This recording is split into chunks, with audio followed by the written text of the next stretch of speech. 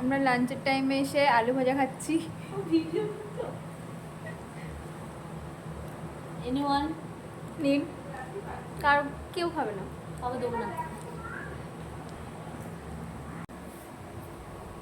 এটা হচ্ছে আমাদের পিকনিকের আইটেম। এটা স্যালাড, এটা মাটন, এটা এটা কি গো?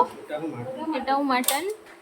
আর এটা রয়েছে ভাত, আর এটা চাটনি, এটা মাছ।